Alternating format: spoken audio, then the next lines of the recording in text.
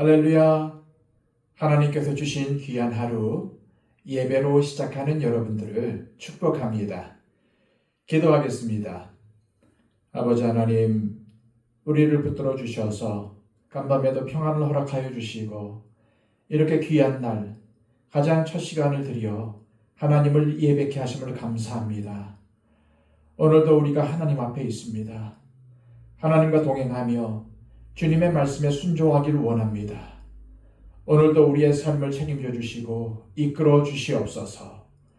오늘 하루의 삶을 온전히 주님께 맡겨드리며 예수 그리스도의 이름으로 기도하옵나이다. 아멘. 다 함께 찬송가 327장 찬양 드립니다.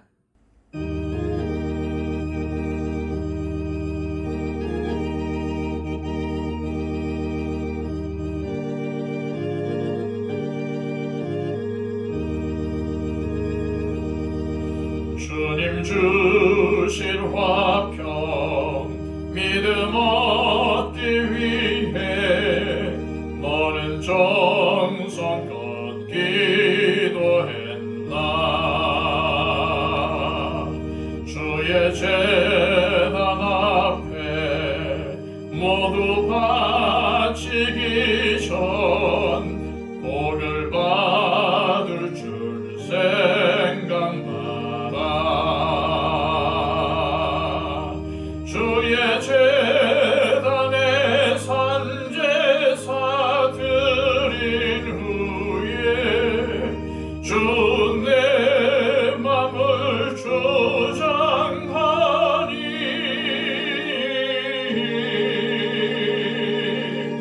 주의 뜻을 따라 그와 동행하면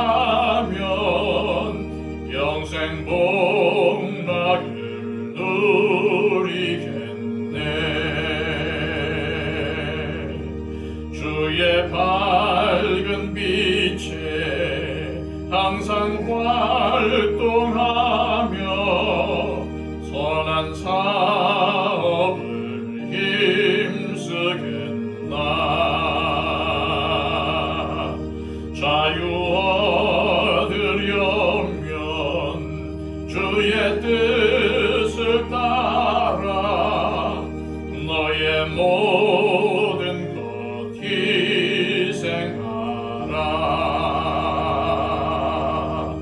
주의 제단에 산제사 드린 후에 주 내 맘을 주장하니.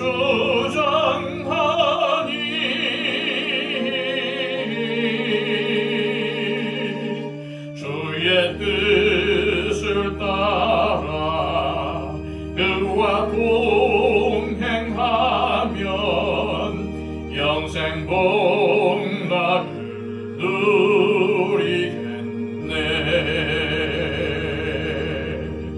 주의 제단 앞에 모두 바친 후에 주와 온전히 사귀겠네. 주님 주신 기쁨 또한 그의 사랑 어찌 말로 다 형용하랴.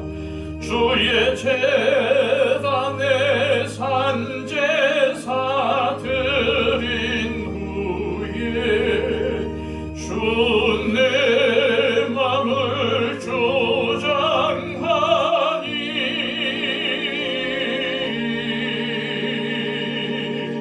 주의 뜻을 따라 그와 동행하면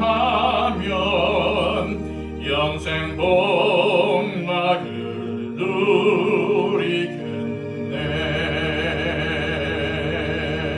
누리겠네. 이 시간 우리에게 주시는 하나님의 말씀은 신약성경 요한계시록 3장 18절에서 22절까지의 말씀입니다. 신약성경 402쪽입니다. 내가 너를 권하노니 내게서 불로 연단한 금을 사서 부요하게 하고 흰 옷을 사서 입어 벌거벗은 수치를 보이지 않게 하고 안약을 사서 눈에 발라 보게 하라. 물은 내가 사랑하는 자를 책망하여 징계하노니 그러므로 네가 열심을 내라 회개하라. 볼지어다 내가 문 밖에 서서 두드리노니 누구든지 내 음성을 듣고 문을 열면 내가 그에게로 들어가 그와 더불어 먹고 그는 나와 더불어 먹으리라. 이기는 그에게는 내가 내 보좌에 함께 앉게 하여 주기를 내가 이기고 아버지 보좌에 함께 앉은 것과 같이 하리라. 귀 있는 자는 성령이 교회들에게 하시는 말씀을 들을지어다. 아멘. 주님은 라오디게아 교회를 향하여 아멘이시오 충성되고 참된 증인의 모습을 보이셨습니다. 주님께서 라오디게아 교회에 이러한 모습을 보이신 것은 그들이 자신들은 부요하고 모든 것에 부족함이 없다는 착각에 빠져 자신들이 영적으로 가난하고 연약하다는 사실을 깨닫지 못한 채 차지도 않고 뜨겁지도 않은 미지근한 신앙생활을 하고 있었기 때문입니다. 그럼에도 주님은 이런 라오디게아 교회를 사랑하셔서 당부의 말씀을 주십니다. 18절, 19절입니다. 내가 너를 권하노니 내게서 불로 연단한 금을 사서 부요하게 하고 흰 옷을 사서 입어 벌거벗은 수치를 보이지 않게 하고 안약을 사서 눈에 발라 보게 하라. 물은 내가 사랑하는 자를 책망하여 징계하노니 열심을 내라 회개하라. 아무리 라오디게아 교회처럼 형편없어도 주님의 마음을 아프게 해도 주님이 사랑하신다는 것입니다. 바로 여기에 복음이 가진 역설이 있습니다. 주님께서 라오디게아 교회에게 주시는 첫 번째 당부는 교회로서의 정체성을 회복하라는 것입니다.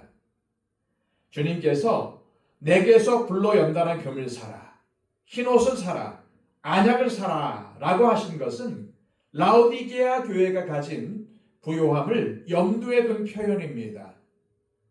다시 말해서 너희가 가진 부요함을 너희를 위해서만 쌓지 말고 주님께 값을 지불하라는 것입니다. 주님께 값을 지불하고 교회의 거룩함을 회복하라는 말씀인 것입니다. 불로 연단한 금을 사라는 말씀의 의미는 주님의 신부로서의 교회의 정결함, 순결함을 회복하라는 것입니다. 즉, 깨끗함을 회복하라는 말씀입니다. 잘못된 방법으로 돈과 재물을 축적하고 그것이 하나님의 축복이라고 행복해하는 세속화된 신앙을 버리라는 말씀입니다. 또한 흰옷을 사서 벌거벗은 수치를 보이지 않게 하라는 것은 교회의 거룩성을 회복하라는 말씀입니다. 거룩한 하나님의 백성으로서 어울리지 않는 것, 잘못된 것들을 버리라는 말씀입니다. 그리고 안약을 사서 보게 하라는 것은 영적인 분별력을 가지라는 말씀입니다. 교회는 교회로서 마땅히 가져야 할 정결함, 거룩함, 영적인 분별력이 있을 때 교회로서의 기능을 감당할 수 있으며 세상에도 매력이 있는 것입니다. 하지만 교회가 세상과 다를 바가 없다면 그런 교회는 고통만 유발할 뿐입니다. 주님은 라오디게아 교회가 구토나는 교회에서 향기나는 교회로 변화하기를 원하시는 것입니다. 주님의 두 번째 당부는 회개하라, 열심을 내라는 것입니다. 그래서 내가 사랑하는 자를 책망하여 징계한다고 말씀하십니다. 이처럼 주님의 구토를 유발하는 형편없는 라오디게아 교회라 할지라도 주님은 사랑하십니다. 마찬가지로 내가 아무리 더럽고 추한 모습으로 살고 있어도 주님은 탕자가 돌아오기를 기다리시는 심정으로 우리를 기다리십니다. 사랑하십니다. 이것을 믿으시길 바랍니다. 그렇다면 주님께서 라오디게아 교회에 원하시는 것은 무엇입니까? 미지근하여 토해버릴 수밖에 없는 영적인 빈곤함을 깨달아 열심을 내고 회개하라는 것입니다. 우리가 알고 있듯이 회개는 이전의 잘못된 생활을 정리하고 돌아서는 것입니다. 우리는 돌아서야 살 수 있습니다. 돌아서야 완성된 구원에 참여할 수가 있습니다. 그러므로 우리에게 돌아서야 할 죄악이 있다면 지금 돌아서야 합니다. 당장 지금 회개해야 합니다. 그리고 주님은 라오디게아 교회를 향해 하나님의 일에 열심을 내라고 하십니다. 열심을 회복하라는 말입니다. 사실 이 말씀은 우리를 향한 주님의 당부입니다. 이 세상의 많은 교회들과 성도들이 라오디게아 교회처럼 되어가고 있는 이 시대에 얼마나 적절한 말씀입니까? 어느 시대를 막론하고 부유해진 교회와 성도들은 점점 영적인 능력과 세상을 향한 영향력을 잃어버렸습니다. 이것은 역사가 증명하고 있습니다. 그리고 지금 교회와 성도들이 처한 현실이 어렵고 힘들다고 말을 하지만은 과거 교회에 대한 박해가 있었던 시절에 비교하면 너무나도 평안하고 잘 사는 시대가 된 것입니다. 그래서 오늘날 많은 교회들과 성도들이 라오디게아 교회처럼 영적으로 미지근해져 가고 있습니다.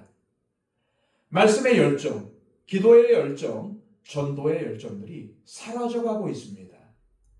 그저 현실에 안주해서 그냥 신앙의 명맥만을 유지하고 있는 것처럼 보입니다. 그러므로 우리는 오늘 주님께서 우리에게 주시는 말씀을 귀 기울여 드려야 합니다. 주님은 우리에게 거룩한 열정을 회복하라고 하십니다. 바로 이것이 미지근한 교회와 성도들에게 주시는 주님의 당부입니다. 우리 모두 주님의 당부를 마음에 새겨 거룩한 열정을 회복하시길 바랍니다. 라오디게아 교회처럼 변해가는 것을 경계하시길 바랍니다. 계속해서 20절입니다.